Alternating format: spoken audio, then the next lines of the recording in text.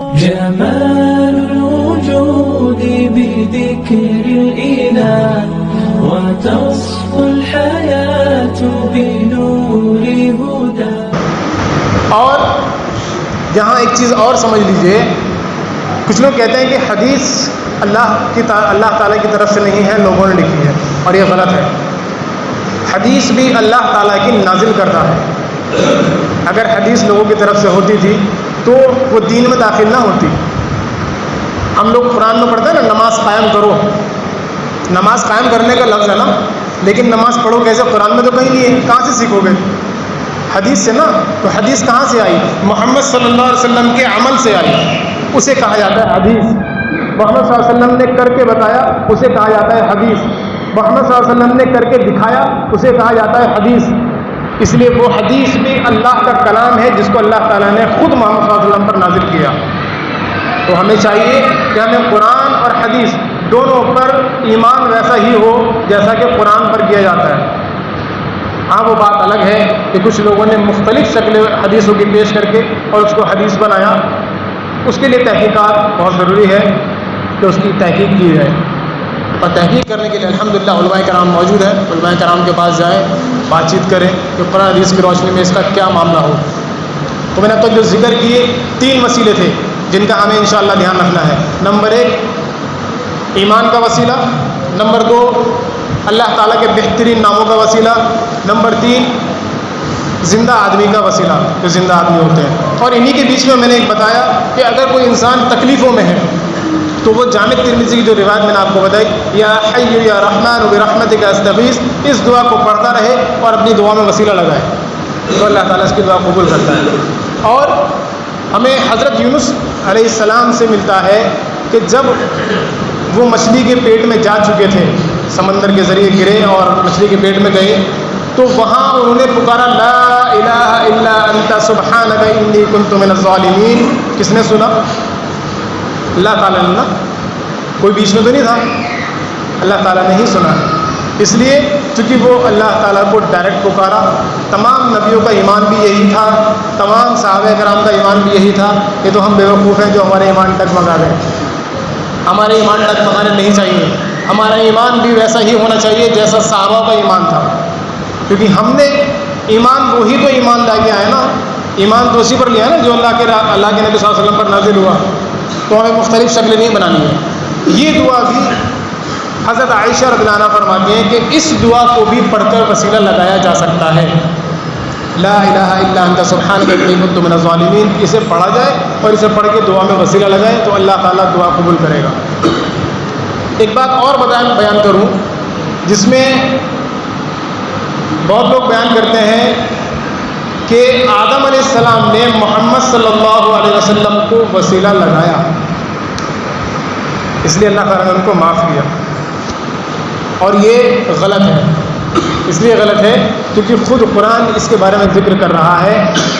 قرآن نے اس کو ذکر کیا اور خود اللہ تعالیٰ نے بیان کیا کہ آدم علیہ السلام نے ہم سے وہ باتیں سیکھ لی تھی جس کے ذریعے ہم نے اس کو معاف کیا. اور اس میں آدم علیہ السلام اور حوا علیہ السلام دونوں شامل ہیں. اور وہ دعا کیا تھی جو اللہ کے جو آدم علیہ السلام نے مانگی؟ ربنا ظلمنا انفسنا وان لم تغفر لنا وترحمنا لنكونن من الخاسرین. دونوں نے کہا اے اللہ ہمیں معاف کر دے، ہم نے اپنی نفس پر ظلم کیا. تو وہ کیا تھا؟ اب آپ مجھے یہ بتائیے کہ اگر محمد صلی اللہ علیہ وسلم کا وسیلہ لگایا ان لوگوں کے مطابق جو کہتے ہیں، تو اس قرآن کی اس آیت میں محمد صلی اللہ علیہ وسلم کا نام کہاں ہے؟ واقعی اگر وہ چیز ضروری تھی تو اللہ تعالیٰ کو ایڈ کرنا چاہیے تھا. قرآن میں تو اللہ نے ایڈ نہیں کیا کیونکہ قرآن میں ہے ہی نہیں، ورنہ حدیث میں ہے. حدیث میں بھی وہ نہیں ہے. وہ حدیث بھی بلکہ اصل نہیں جس کو حدیث کہا جاتا ہے، وہ حدیث نہیں، کیونکہ خود اللہ تعالیٰ نے اس کا ذکر قرآن مجید میں نازل کیا اور کہا کہ آدم نے ہم سے وہ دعائیں وہ سیکھ لیے تھے لفظ جو ہم نے اس کو سکھائے اور ہم نے اس کو معاف کیا. تو یہ وہ تھا جس کا ذریعہ اللہ تعالیٰ نے ان کو بنایا اور انہوں نے دعا کی اور اللہ تعالیٰ نے ان کو معاف کیا. تیسری چیز ہمیں ملتی ہے کہ ہم اپنے نیک اعمال کے وسیلے میں کیا لگائیں. ابراہیم علیہ السلام اور اسماعیل علیہ السلام کی دعا ہے جس میں انہوں نے مسجد کو بنائی اور مسجد بنانے کے بعد کیا کہ اے اللہ ہم سے قبول کر لے. یعنی پتہ چلا کہ نیک اعمال میں یہ بھی ہے کہ انسان مسجدیں بنائے، مسجد میں پیسہ لگائے، مدرسوں میں پیسہ لگائے، یا صدقہ و خیرات کرے، یا کسی ایسے انسان کی ضرورت کو پورا کرے جو انسان اس کا حامل ہو کہ اس کی ضرورت کو پوری کر دی جائے، وہ بھی نیک اعمال میں ہے. اور اس نیک اعمال کے بعد بھی آپ دعا کر سکتے ہیں کہ اللہ میں نے یہ نیک عمل خالص تیری رضا کے لیے کیا تو لہٰذا ہم سے قبول کر. تو یہ بھی ایک ذکر ہے جس کو بیان کیا گیا. ایک حدیث اور بیان کرتا چلوں، اور مختلف شکلیں الحمدللہ بہت ہیں، اللہ کا شکر ہے کہ اس کو بیان کرنا ہے، لیکن وقت تھوڑا ہے. ایک چھوٹا ذکر کرنا چاہتا ہوں تاکہ انشاءاللہ یہ چیز بھی شامل ہو جائے. ایک حدیث ہے جس میں 3 بھائیوں کا ذکر ہے. وہ ایک جگہ جاتے ہیں اور غار میں بارش کی وجہ سے غار میں پناہ لیتے ہیں، اور اس غار کے منہ پر آ کر ایک پتھر ڈھک جاتا ہے جس کی وجہ سے وہ تینوں لوگ اندر پھنس جاتے ہیں. اور اندر پھنسنے کے بعد میں وہ تینوں لوگ آپس میں بولتے ہیں کہ اپنے اپنے نیک اعمال تلاش کرو اور ان اعمال کے ذریعے اللہ سے دعا کرو، شاید ہمیں اس سے پناہ مل جائے. ان میں سے ایک بھائی اٹھا اور کہا کہ اے اللہ، میں ایک وہ چرواہا تھا، وہ جب دودھ دو کے لاتا تو اپنے ماں باپ کو پلاتا، بعد میں اپنے بچوں کو پلاتا تھا. تو ایک دن آیا اور ایک دن آنے کے بعد میں کافی دیر ہو گئی اور ماں باپ سو گئے. تو ماں باپ کے سو جانے کے بعد وہ شخص، وہ اولاد اپنے ماں باپ کے لیے دودھ دوہنے کے بعد میں کھڑا رہا یہاں تک کہ فجر کا وقت ہو گیا. کون کرے گا اپنے ماں باپ کی ایسی خدمت؟ کون کرے گا؟ آج تو حالات ایسے ہیں کہ لوگ سوچتے ہیں پتہ نہیں کس ٹائپ کا ہے، ڈر جاتے ہیں لوگ. دھیان رکھیے بھائیو، جس اولاد سے اس کی ماں باپ ڈر جائیں اس نے اپنی آخرت بگاڑ دیا، اور جس ماں باپ سے اولاد ڈر جائے اس نے اپنی آخرت سنوار لیا. جملے پر دھیان دیجیے. جو اولاد سے ماں باپ ڈرے وہ اولاد نے اپنے لیے جہنم کا گڑھا کھود لیا، اور جس ماں باپ سے اولاد ڈرے اس کی اولاد نے اپنے لیے جنت میں مقام بنا لیا. کتنی بہترین چیز ہے کہ ماں باپ کی خدمت، ماں باپ کا درجہ اللہ تعالیٰ نے بیان کیا کہ یہ ماں باپ کا رتبہ کتنا بڑا ہے. تو چاہیے کہ ہمیں ماں باپ کی خدمت کریں، ان سے دور دراز نہ کریں، ان سے بدتمیزی نہ کریں. جبکہ قرآن مجید میں دوسری جگہ کہا گیا کہ ماں باپ کو اف تک مت کہو، اور یہ اف بہت عجیب ہوتی ہے. حالات ایسے ہیں کہ اگر موبائل لے کے بچہ لیٹ جائے اور ماں باپ کہتے ہیں سونے کے لیے تو بچہ جھڑک دیتا ہے، سو جاؤں گا میں. تو یہ اف ہے، ایسی چیز کی جس سے ماں باپ کے دل کو چوٹ پہنچے. وہ ماں باپ ہیں، انہوں نے آپ کو پیدا کیا. اللہ تعالیٰ کا شکر ادا کیجئے کہ اللہ تعالیٰ نے سب سے پہلے آپ کو ایمان والا بنایا. دوسری بات یہ اللہ کا شکر ادا کیجئے کہ اللہ تعالیٰ نے آپ کو ماں باپ نصیحت کرنے والے دیے.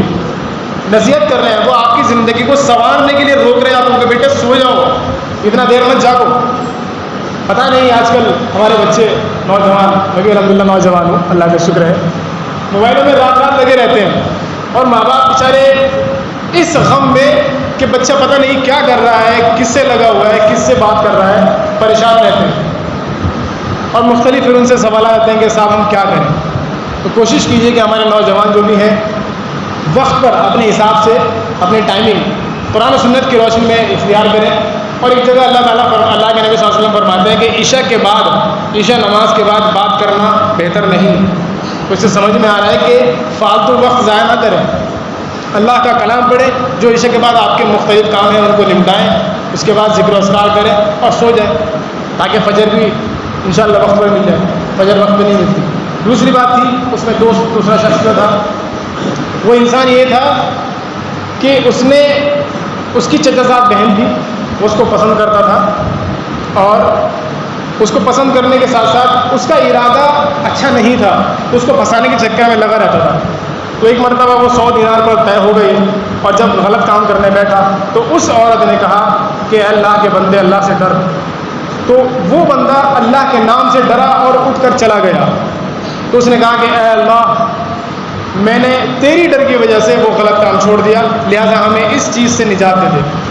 تو تھوڑا پتھر اور کھسکا. پہلے چھوٹے بھائی جو پہلا بھائی تھا اس کی دعا کے بعد یہ دعا ہوئی تو تھوڑا پتھر کھسکا لیکن نکل نہ سکے.